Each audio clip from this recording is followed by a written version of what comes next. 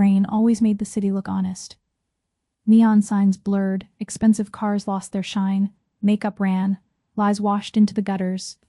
And even the people who spent every waking hour trying to seem untouchable had to hunch their shoulders and hurry under awnings like everyone else. That was what I told myself as I stood under the broken overhang of a closed flower shop with cold water dripping down the back of my neck, my shoes already soaked through, my grocery bag tearing in my hand, and my heart breaking for something small and shivering beneath a collapsed cardboard box. At first, I thought it was a bundle of trash someone had kicked against the wall to keep it from floating into the street. Then the bundle moved, not much. Just a weak little tremor, the kind that might have been the wind if I had wanted an excuse to keep walking. But I had never been good at pretending I didn't see suffering. I set my groceries on the driest patch of concrete I could find, crouched down, and lifted one edge of the box. A puppy looked back at me. He was so tiny that for 1 second, I thought he might already be dead. His fur was plastered to his little body in muddy clumps, white and brown under the grime, and his ears drooped flat against his head. Water had soaked through the thin towel someone had thrown over him, as if abandoning him in the rain had still somehow been dressed up as kindness. His paws were tucked under his chest, but they were trembling too hard to hold him steady. When I slid my hand beneath him, I felt every fragile bone. He did cry. He didn't even try to pull away. He only blinked once, slowly, as if it had taken all the strength he had left just to look at me. "Oh, baby," I whispered, and my voice broke on the second word. I tucked him against my chest inside my coat. He was freezing in a way that didn't belong to weather alone. Felt like holding a little heartbeat that had almost decided it was no longer worth the effort. Pressed my palm over his side, trying to give him whatever warmth I had. His tiny nose nudged weakly against my collarbone, and tears hit before I could stop them. I have never understood cruelty that serves no purpose. I understand anger, fear, selfishness, even cowardice. People are complicated, and life presses on them until the ugliest parts show. But leaving a creature this helpless alone in a storm felt like a deliberate wound against the world. It was so unnecessary, though small and mean and unforgivable. I stood there in the rain with a dying puppy inside my coat, and cried because I could not bear how easy it had been for somebody to walk away from him. I tried the nearest animal shelter first. No answer. I called again and got a recording. I called a 24-hour clinic and was put on hold long enough that the line cut. I tried another number I found online, only to hear that they did not pick up strays after midnight and that I should keep the animal warm until morning. Morning, as if morning were promised to either of us. "It's okay," I lied to the puppy.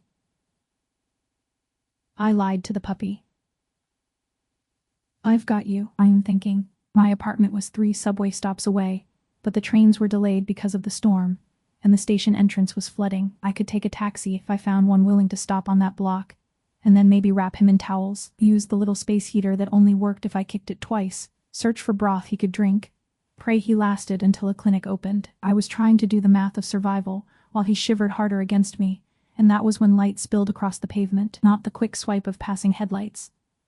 Not the crooked beam of a taxi avoiding puddles. This was a deliberate wall of white cutting through the rain. I looked up and saw a convoy of black cars glide to a stop beside the curb, engines purring low, windows dark enough to erase whoever was inside. The first car was long and gleaming, too expensive for this neighborhood, too polished for a street lined with shuttered shops and flickering signs. Every muscle in my body tightened.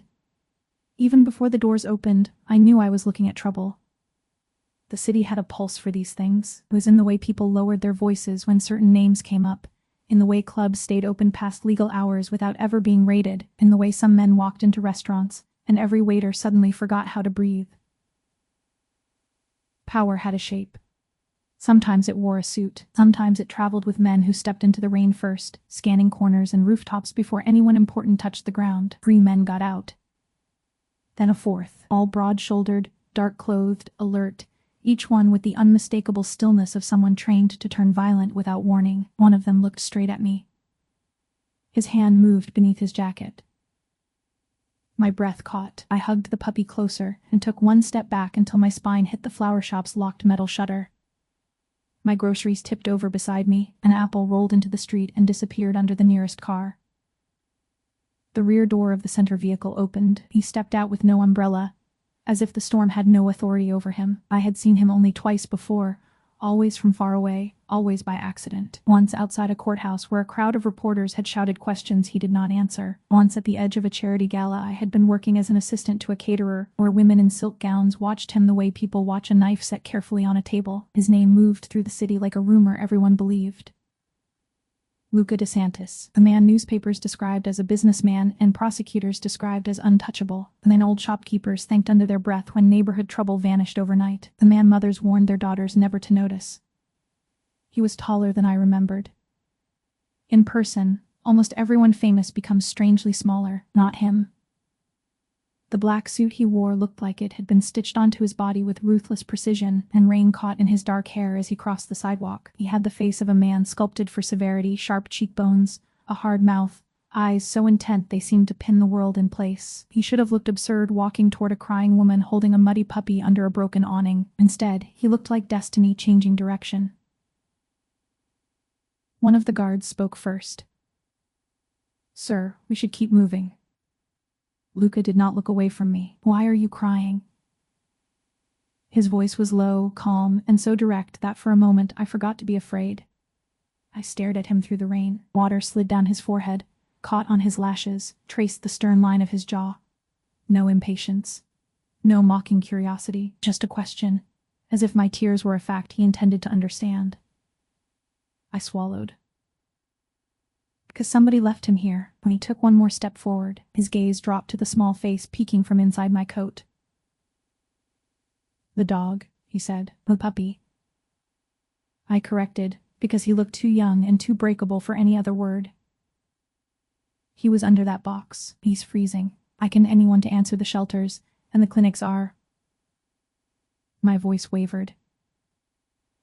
I hated that it wavered in front of these men. He's too weak. The nearest guard shifted his weight. "There's a shelter on the north side," he said to Luca. "We can have someone drop it there." It was such a practical suggestion. Cold. Efficient. Perfectly suited to the kind of man the city said Luca DeSantis was. Luca said, "No," and the guard blinked. "Sir?" It happened so quickly and so quietly that at first I thought I had imagined it. 1 second, there was rain darkening the fabric across his broad shoulders. The next, he was holding out a coat that probably cost more than 3 months of my rent. He did not offer it to me like a loan. He stepped into my space with careful slowness, as though afraid sudden movement would frighten the trembling creature in my arms, and he folded the coat around the puppy with his own hands. His fingers brushed mine. Warm, steady, astonishingly gentle. The puppy made the faintest sound, not quite a whine, more like a sigh. Luca's mouth tightened.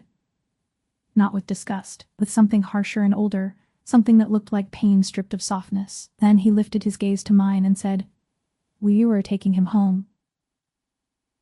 Behind him, the men in suits went still. I knew they were trying not to show surprise, but it flashed anyway. In the tiny widening of eyes, in a stiffening shoulder, and the momentary exchange between two bodyguards who had probably seen bloodshed without blinking, and yet did not know what to do with their boss, prattling a half-dead puppy in his coat. I held the coat closed around the puppy.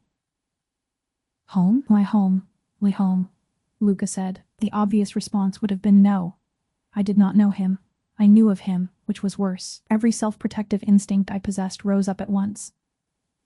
Dangerous man. Dangerous car. Dangerous invitation. Any other woman had told me this story, I would have begged her to run. But there was the puppy fading by the second. There was the storm. There was the truth of those large hands arranging dry wool around muddy fur with astonishing care. And there was something in Luca's eyes that was not what I had expected. Not hunger. Not calculation. Recognition. He looked at that puppy the way people look at mirrors they never wanted to face. I should come with him. I said before I could talk myself out of it.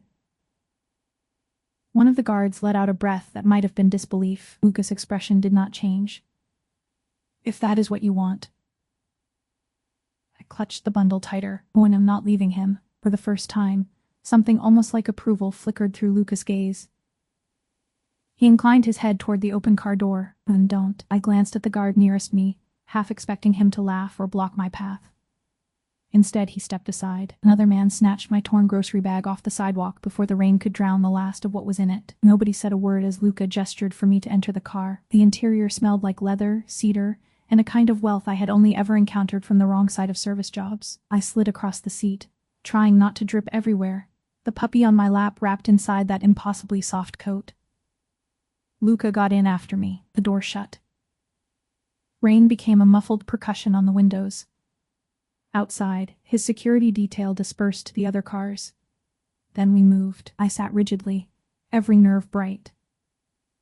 The puppy's breathing was shallow against my palm. Luca reached toward the small console between us, pressed a button, and warm air began to fill the cabin. "Thank you," I said, because politeness was the last familiar thing I had. He nodded once. For a moment, silence held us. I could feel him beside me without looking directly at him, the contained force of him, peculiar gravity that seemed to alter the air around his body. I should have been terrified. I was terrified, but beneath that fear, something else had begun to unfurl. Bewilderment. This was not how feared men were supposed to behave. "What's your name?" he asked. "Eva." "Eva," he repeated, testing the shape of it. "How long was he out there?" "I don't know. I just found him." I adjusted the coat more tightly around the puppy. He could barely lift his head. Luca looked down at the little bundle. "He still can. We will." The certainty came out before I could question it. I met Luca's profile in the reflected dark of the window. He has to. Something in his face shifted again, so slight I almost missed it. "You say that as if determination alone can bargain with nature, or it bargains with me all the time." That earned me the smallest turn of his head. "Does it win?" "Not when I've been stubborn." A quiet sound left him, not a laugh. Too restrained for that. But the edge of his mouth changed, and for one impossible second, the brutal legend beside me looked simply like a tired man who had forgotten how to be amused. I stared before I could stop myself. His gaze caught mine. "You are surprised." "Was," I admitted. "Why what?" I should have lied. Instead I said, "By you." He leaned back against the seat and turned his face toward the rain-streaked window. Or that is not new. The city outside smeared past in wet gold and red. We crossed from streets I knew into a district I only passed when daydreaming at bus stops, where old stone facades rose behind gates, trees glittered under discreet lamps, and sidewalks were too clean to belong to ordinary people. The cars turned through iron gates taller than my apartment building's front entrance. Beyond them stood a mansion that managed to be both elegant and forbidding, all pale stone, high windows, and shadowed balconies, the kind of house children might mistake for a palace until they sensed the watchfulness hidden in every angle. By the time the car stopped beneath the portico, 2 house staff members were already waiting with towels, and a man in a dark sweater jogged down the steps carrying a medical bag. I looked at Luca. "You called a veterinarian, or?" "Of course." He opened his door, then paused and glanced back at me. "Did you think I meant to let him die in a prettier room?" Heat rose to my face, half embarrassment and half offense. I didn't know what to think. He stepped out into the rain. Neither did I. Inside, the mansion was warm enough to feel unreal. Marble floors reflected lamplight. A chandelier glowed overhead like captured fire. Everything smelled faintly of polished wood and expensive soap. I followed Luca across a vast entrance hall, trying not to leave muddy footprints, though muddy footprints suddenly seemed inevitable in the wake of a rain-soaked woman carrying a stray into a house built for immaculate control. The veterinarian, a silver-haired woman with quick hands and practical eyes, led us into a smaller sitting room where a space heater had already been set up near the sofa. Blankets waited in a neat pile. So did bowls, towels, bottled water, and an absurdly tiny plush toy shaped like a rabbit. I looked around. "Well, you had this prepared in 10 minutes? Broad-shouldered man with a scar near his temple muttered. 5. He stood near the door with his hands clasped behind his back, the same guard who had suggested the shelter. Up close, he looked to be in his late 30s, with the expression of someone whose entire worldview had just been inconvenienced by a 6-pound puppy. Luca glanced at him. "Matteo." Matteo cleared his throat. "Sir." "Fine." The veterinarian took command before anyone could say more. "Put him here." I laid the puppy on a folded blanket. The moment my hands left him, fear bit through me so hard I had to lock my knees. What if warmth and kindness had come too late? What if all I had managed to do was bring him somewhere beautiful to die? The veterinarian checked his heartbeat, gums, temperature, eyes, and belly with efficient gentleness. He asked for warm water, sugar, clean cloths, and a lamp. Staff moved at once. Luca stood a little apart, silent, watching so closely that I wondered if he forgot to breathe when the puppy whimpered. "Oh, he's very cold," the vet said finally. "Undernourished. Exhausted. But he's responding." "Responding means what?" I asked. "Where it means he's fighting." She met my eyes. "And I prefer patience with an opinion about living." I nearly sat down on the floor from relief. The next hour passed in fragments. The puppy was dried with warmed towels. A tiny amount of glucose was coaxed between his lips. His body shook, then slowly eased. The vet placed him near the space heater, but not too near, explained signs of shock, promised he would need observation through the night, and warned that small bodies turned unexpectedly. I listened to every word with painful attention. So did Luca. At one point I realized he had changed into a dark sweater and slacks, but he had not combed the rain from his hair. Few damp strands still fell across his forehead, softening the severe geometry of his face. It was unsettling, that softness. I had already built him in my mind as a monument to danger. Humanity kept interrupting. When the vet finished, she looked between us. "Who is staying with him?" "I am," I said. "Oh, I am," I said. "So am I," Luca said at the same time. The vet's brows lifted. I turned toward him. "We don't have to stay." "I know, Oni." "Then why?" He looked at the puppy. "Because he is still shaking." It was such an inadequate answer that it might have been honest. The vet hid a smile behind her hand as she packed away her instruments. "Then I suppose the patient is over-provided for. Call me if he worsens. Otherwise, I shall return in the morning." When she left, the room changed. It no longer belonged to procedures and instructions. It belonged to quiet. I sat on the rug beside the low sofa where the puppy lay cocooned in blankets and Luca's coat. A lamp cast a gentle circle over us. Rain tapped at the tall windows. Somewhere deeper in the house, a clock marked each quarter hour with faint chimes. Luca stood near the fireplace with his hands in his pockets. Matteo remained by the door like a disapproving statue. "You can go," Luca told him. Matteo glanced at the puppy, then at me, then back at Luca. "Sir, with respect." "No." Matteo's mouth flattened. "Yes, sir." He headed toward the hall, then stopped. "If the dog needs anything, I'll be outside." "Or if puppy," I murmured. Matteo looked at me as if I had personally designed this inconvenience.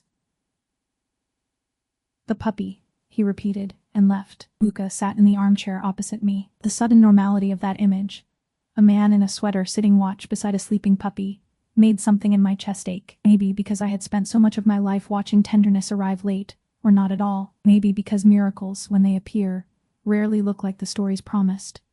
Sometimes they look like the wrong man in the right moment. "Well, you should tell the staff where I can wash up," I said quietly. "I'm making a mess of your floor, or the floor will survive." "Oh, I still look like I crawled out of a gutter." He studied me. Not rudely, not in the assessing way men sometimes do when they believe a woman's body is public information. He took in the soaked hem of my dress, the mud on my knees, the wet hair stuck to my face, and said, "Yes." A laugh escaped me before I could help it. His gaze sharpened. "What?" "What?" "You could have pretended to disagree, boy." "I do not lie for comfort. Thought must make dinner parties difficult." Another almost smile. There and gone. "I do not attend dinner parties, or I believe that." The puppy twitched in his blankets. Both our heads snapped toward him at the same moment. When he only sighed and settled, I released the breath I had trapped in my lungs. Luca noticed. "You become afraid very quickly, and I care very quickly." He let the distinction sit between us. That is more dangerous. I looked down at the tiny rise and fall beneath the coat. Maybe. But I'd rather be hurt for caring than become someone who can walk past a box in the rain. He did not answer. A housekeeper eventually appeared with tea, fresh clothes, and the kind of polite non-reaction that can only be learned in very unusual employment. She guided me to a guest bathroom bigger than my bedroom. I washed rain and street grit from my skin, combed my fingers through my damp hair, and changed into soft linen pants and an oversized cashmere sweater that smelled faintly of lavender. When I returned, I found Luca sitting on the rug. Not the armchair. The rug. His back rested against the sofa, one arm braced on his bent knee, his expensive watch catching the lamplight. Puppy had wriggled free enough to press his nose against Luca's side. I stopped in the doorway. Luca looked up. You moved, or so I see. He appears stubborn. Then he'll live. Then he'll live. I lowered myself to the rug across from him, closer now. I could see how fatigue haunted the edges of his face, not soft enough to weaken him, only enough to suggest a life built from too many nights, and not enough peace. There was a thin scar at his chin I had not noticed before, another near his wrist, pale against olive skin. The puppy let out a tiny sneeze, without thinking. Luca put one finger on the blanket near his head, as if offering contact without crowding him. The puppy turned toward the touch and licked his knuckle. I saw it happen. The exact moment the feared Luca DeSantis lost a fight he hadn't known he was in. His entire expression changed. Not dramatically, not enough for anyone who didn't know how carefully he held himself together. But the steel in his face loosened. His eyes, always so controlled, went unguarded for one brief, devastating second. He likes you, I whispered. He is delirious. I smiled. Or he knows something I don't. Luca looked at the little wet tongue now tucked back against the blanket. Animals are poor judges of character, are they? Yes. I don't think so. His gaze lifted to mine, in the warmth of the room, without the armor of his coat and reputation between us. That gaze felt more intimate than any touch. And what do you think they judge? Safety, I said. Truth. Whether somebody's hand will hurt them. The silence that followed was not empty. It was full of everything he did not say. At some point after midnight, the puppy woke properly. It began with a weak stirring beneath the blankets, then a small confused cry. I leaned in at once, but before I could touch him, he squirmed free with startling determination. His paws slid on the throw. His head bobbed. He blinked up at the unfamiliar room, then at me, then past me toward Luca. No, little one, I said softly. I would overdo it. He ignored me completely. With the reckless certainty only babies and fools possess, he crawled across the sofa cushion, slipped, landed in a heap against Luca's thigh, and tried to climb him like a mountain. Luca froze. I bit my lip so hard it almost hurt. Puppy whined once, front paws kneading weakly against dark fabric, very slowly, as if handling explosive material.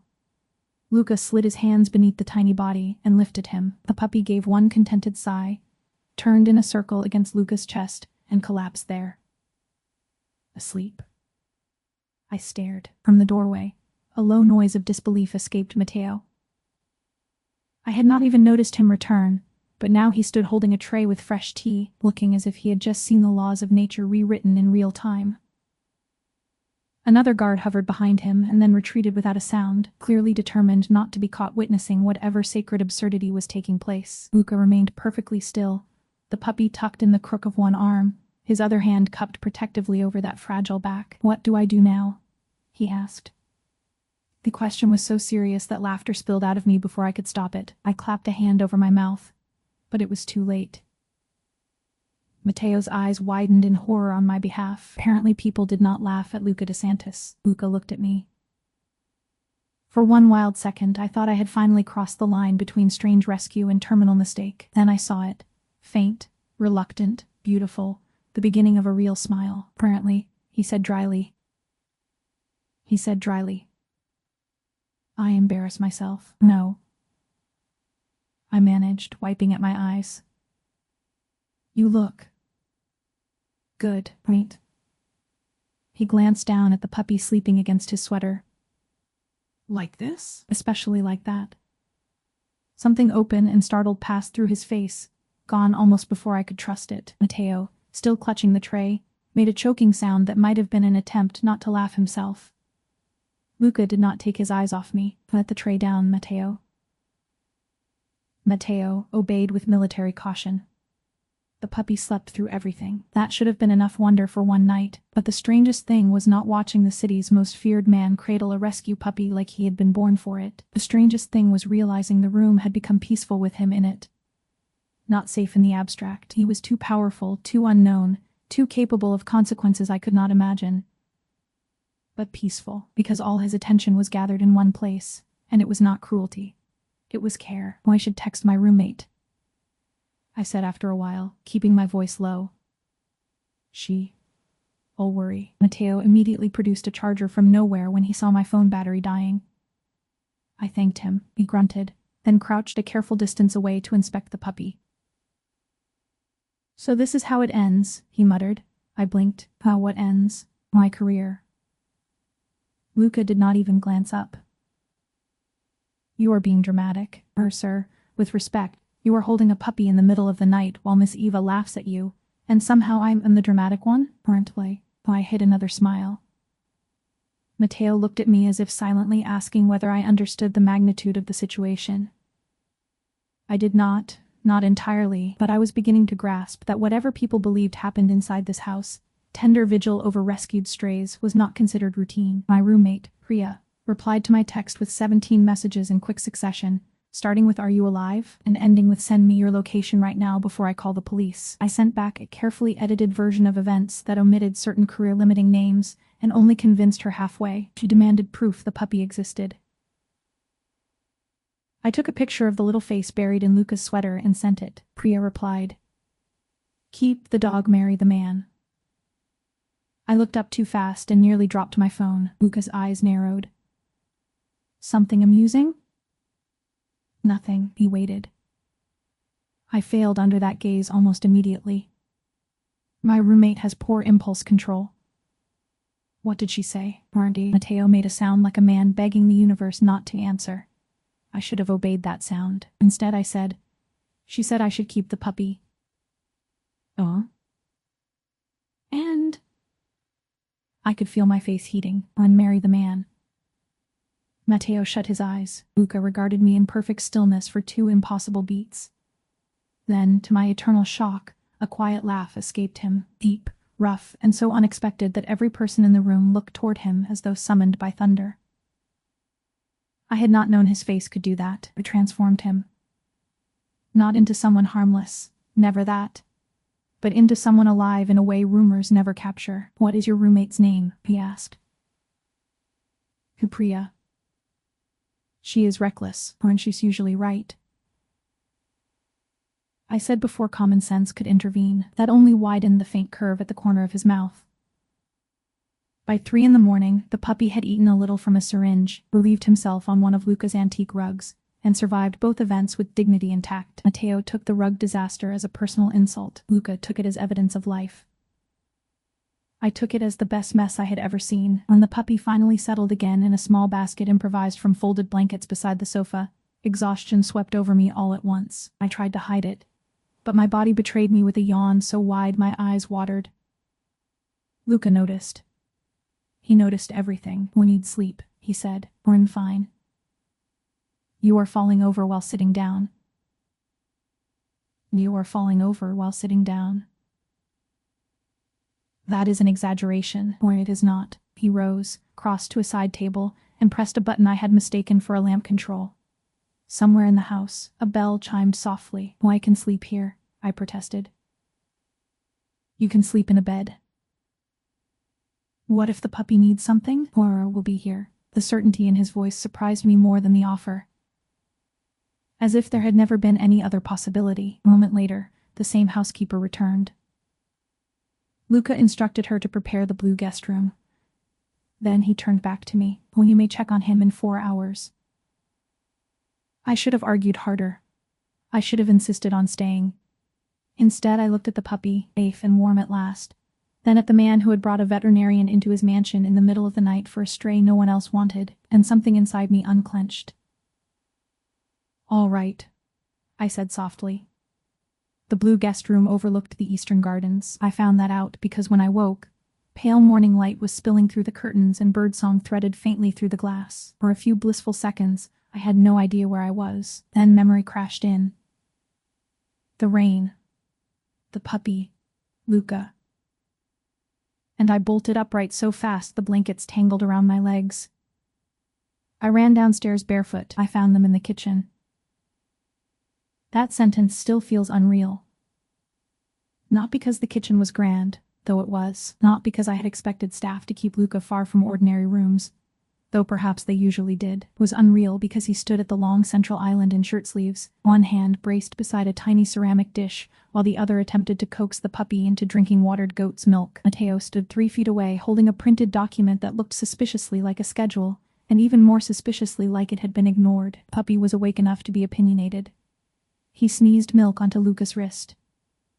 Luca did not move. "Good morning," I said from the doorway, unable to keep the smile out of my voice. Both men turned. Matteo's expression said he had already endured too much. Luca said nothing at all, but there was a loose warmth in his eyes that had not been there the night before. "Boy, he ate," Luca said, and I realized at once that he had been waiting to tell me. My chest tightened. "Really?" The puppy made a tiny bark, as if confirming the news himself. I crossed the room and reached for him, but he waddled straight past my hand and planted both front paws on Luca's forearm. "Oh," I said. "Oh, I see how it is," Matteo muttered. "Traitor." Luca glanced down at the puppy. "Oh, he has attached himself to poor judgment." "You were one to talk." He looked up at me. "Am I?" The question hung there with a meaning I was not ready to touch. Over breakfast. Coffee for me, black tea for him, toast I barely tasted because I was too busy watching the puppy breathe. Details emerged in odd human fragments. Luca had been heading back from a meeting when he saw me under the awning. He had nearly told the driver to keep going. The puppy had changed that, or my crying had. Or something he still did not name. "I don't usually cry in front of strange men," I told him. "I don't usually stop for strangers in the rain." Matteo, apparently unable to stop himself, said, "No sir, you absolutely do not." Luca ignored him. The vet returned mid-morning and declared the puppy weak but stable, likely a mixed breed, approximately 8 weeks old, and insultingly adorable. She recommended bland food, rest, medication, and watchfulness. She also, after observing the way the puppy followed Luca's movements with solemn devotion, suggested that his recovery might improve faster with consistent affection. Matteo made a defeated noise. "Consistent affection," he repeated after she left. "We were doomed, but..." That was the first day I should have gone home and did. First, there were practical reasons. The puppy still needed monitoring. He responded better when someone stayed near. The rain had worsened again by afternoon. My roommate, after hearing a slightly fuller version of events, insisted I text hourly updates, and also demanded pictures of the criminal with the baby dog. I refused the second request, and failed the refusal an hour later when I caught Luca sitting by the window with the puppy asleep in his lap, sunlight touching the hard line of his face so gently that he looked almost young. I did send the picture. I kept it. By evening, Luca had already bent his schedule around the puppy in ways that baffled his staff. Meetings were moved to the library, because he refused to leave the little patient for too long. Phone calls were shortened when the puppy stirred. Package arrived containing 3 different dog beds. Though Luca claimed he had ordered security equipment, Matteo stared at the invoice and asked whether the squeaky duck was also for security. Luca said, with deadly calm, "Intruders dislike unpredictability." I laughed so hard I had to sit down. After that, something in the house relaxed around me. Not entirely. Guards still tracked my movement with professional caution. Doors still locked with heavy precision at night. Staff still spoke to Luca with a respect edged in wariness, but they also began setting an extra cup at tea, asking whether I preferred honey or lemon, and leaving the puppy's toys in whichever room I happened to occupy. I learned the kitchen staff adored gossip. but never betrayed secrets outside those walls. I learned Matteo drank espresso as if it were medicine and pretended not to know the puppy had chewed the hem of his jacket. I learned Luca owned far too many books for the caricature I had built in my mind. History, poetry, art, old travel journals, even a shelf of dog-eared adventure novels from childhood. I learned he worked more hours than any person should, spoke less than anyone in the room, but somehow controlled every room he entered, and softened almost imperceptibly whenever the puppy climbed onto his foot. On the third day, the puppy found his bark. It happened in the courtyard garden. The storm had finally broken, leaving the world rinsed and bright. I sat on the stone edge of a fountain while the puppy tottered through the grass with exaggerated seriousness, pouncing on leaves that refused to stay still. Luca stood nearby on a call, expression remote, voice clipped. He looked terrifying, immaculate charcoal suit, dark glasses, power radiating off him like cold heat. Then the puppy saw a butterfly. He launched himself after it, missed, rolled directly into Luca's polished shoe, and barked at the injustice of gravity. Luca stopped talking mid-sentence. There was a pause from the phone. He looked down. The puppy barked again, this time at Luca's trouser cuff, then latched onto it with his milk teeth and tugged with all the fury his tiny body could muster. I clapped a hand over my mouth. Matteo, watching from the terrace, muttered, "Saints preserve us." Luca removed his glasses, stared at the offending puppy for a full 3 seconds, then said into the phone, "We will continue this later," and hung up on whoever had been important enough to occupy him. He crouched, peeled the puppy from his trouser leg, and held him at eye level. "You are very small," he informed him. The puppy licked his nose. I laughed. Luca shot me a look that failed entirely to hide his surrender. That was when I saw it clearly. He was not merely amused by the puppy anymore. He was attached. The realization should have made it easier to leave. The puppy was safe now. Warm. Wanted. I could have visited. I could have returned to my apartment, to freelance design jobs that barely paid rent, to my normal life with Prius music bleeding through our thin walls and laundry coins rattling in a chipped mug by the door. Instead, every time I imagined walking away, something inside me recoiled. Not from the house. From him. I told myself it was because the puppy still needed routine, and I knew his medicine schedule best. I told myself Luca's world was not mine and never would be, that whatever tenderness had opened here was temporary, confined to one improbable rescue and the tiny creature who had survived it. Then Luca began coming home earlier. At first I noticed because the staff noticed. Dinner shifted. Calls ended sooner. Cars returned before dark. Matteo started checking his watch in visible irritation whenever Luca cut a meeting short with the excuse that there are matters at home requiring attention. Matters at home usually involved a puppy waiting by the front hall like a tiny monarch and a woman on the library rug pretending not to watch the door. On one such evening, I was brushing the puppy with a soft cloth near the fireplace when Luca walked in. The puppy exploded with joy, all paws and ears and foolish devotion. Luca set his briefcase down before anyone could take it and knelt to greet him. "How was his appetite?" he asked.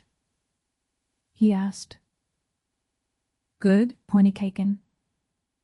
"The loose stool? Or the rabbit toy?" "I murdered it." Luca exhaled as if this report mattered more than profit margins. "I'll have another one brought, or maybe two." It died bravely. His mouth twitched. The puppy climbed into his lap, then promptly fell backward and had to be rescued from himself. Luca caught him with both hands and looked up at me. "He lacks dignity. He has survived worse losses. Or have you?" "Have you?" he asked. The question landed softly and somewhere deep. I looked down at the cloth in my hands. Some. He did not press. It was one of the things I came to value most about him. For all his power, he did not pry with force. He waited. He noticed. He let silence do its work. Mine eventually did. A week after the rescue, while the puppy slept upside down across my ankles in the library, I told Luca about my father leaving when I was 11, not the dramatic version, because there wasn't one. He had simply gone. First from dinners, then from weekends, then from the lease. He sent promises for a while. Birthdays. Calls he never made. Explanations that always sounded temporary until enough years passed to reveal they were permanent. I think that's why I can stand abandonment. I admitted, staring at the fire. Not just animals.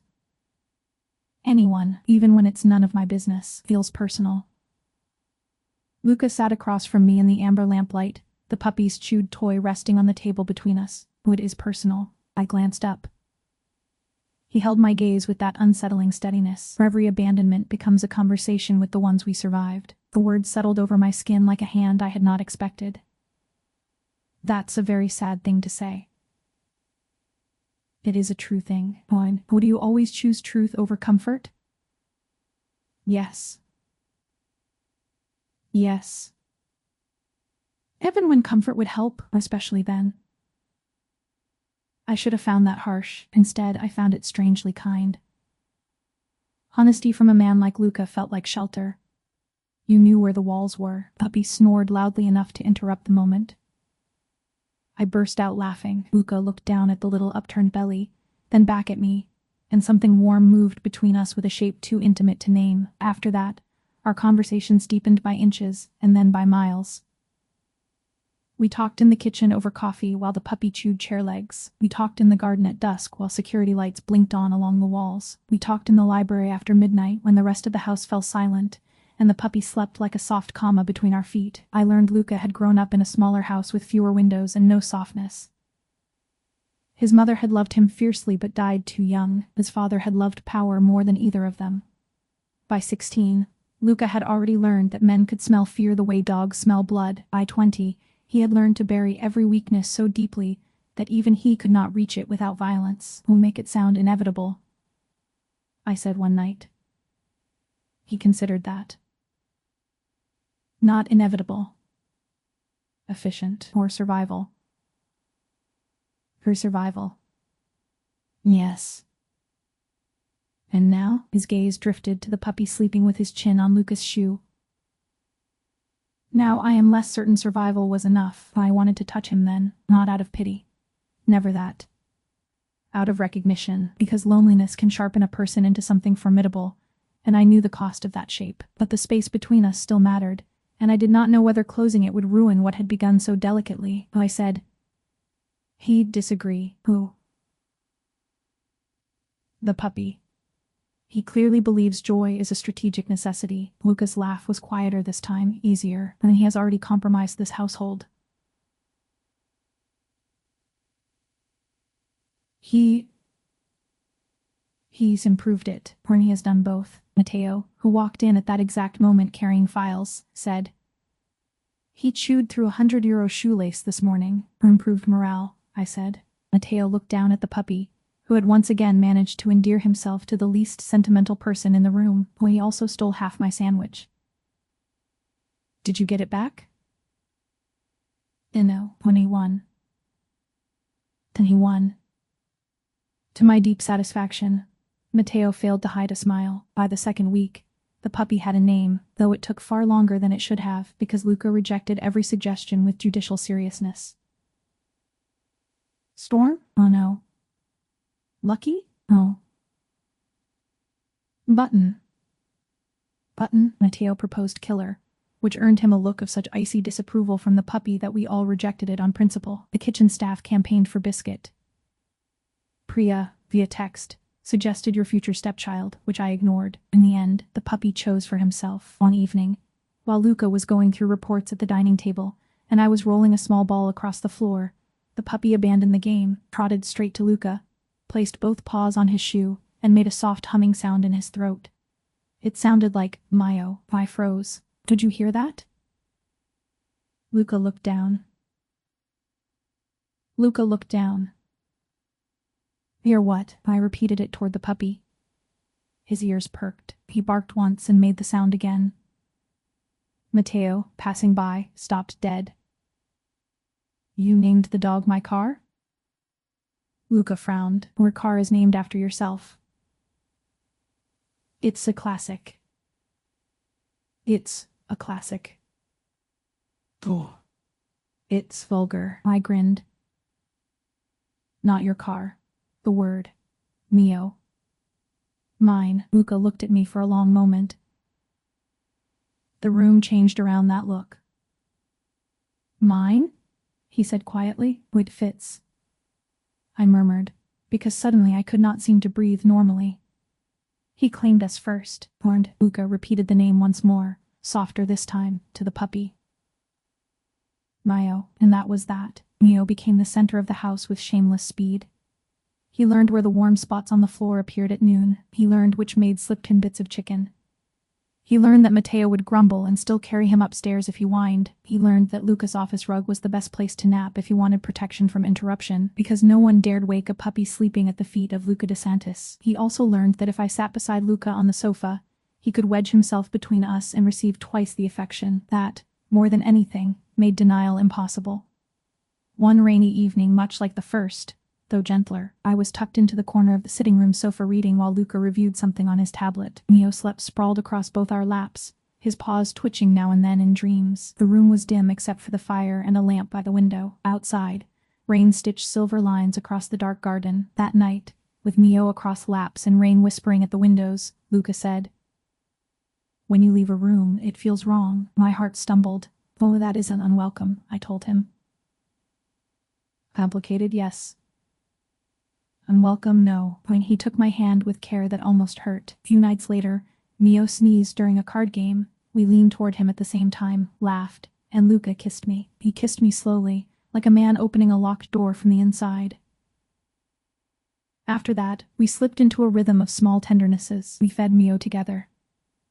Luca came home earlier, asked after the puppy, and bought toys he insisted were for security. Matteo mocked him, then got caught hiding treats in his pocket.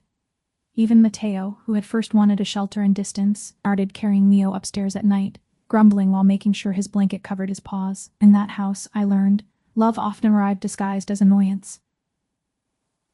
But Mio did more than make us laugh. One night on the terrace, with the city glowing beyond the gardens, I asked why he had stopped that night.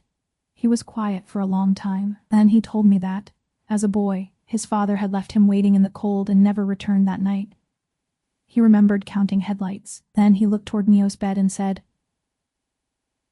"I know what it feels like when nobody comes back for you." I took his hand. "Oh, you came back for Mio," when his fingers tightened.